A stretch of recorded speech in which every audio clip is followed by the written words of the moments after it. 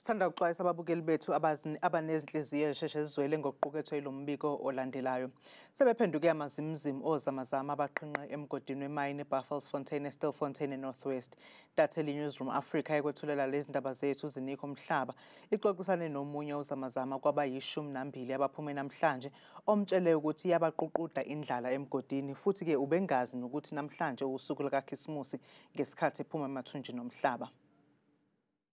Abantu bayasoleka baba la eZansi nokudla inyama zabantu.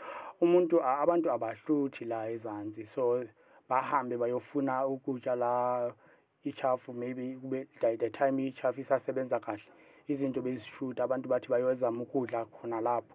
So sometimes abantu laba bezama ukusurvive ukuphuma ngezinsimbi lezi, umuntu makakhathela uyashuta uyewela phansi insimbini and then bamthole aba bafuna ukudla.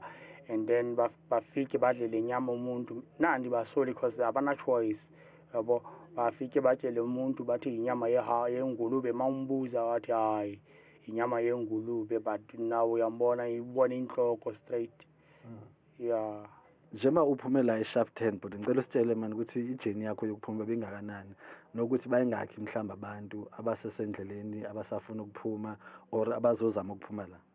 Ibenzima kabi ijeni, so abantu besibashile la benikhuphuka nabo babo besi 19, so kwafika abanye abayi7 and then bathi abanye futhi la e6 bekuna nabanye aboma8 9, so bekumela manje sekuphumela boma 17.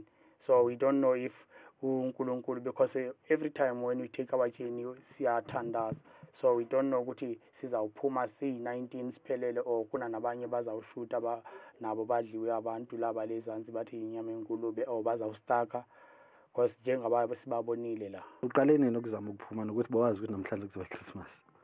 Hey baba, besingayazi nokuthi iChristmas.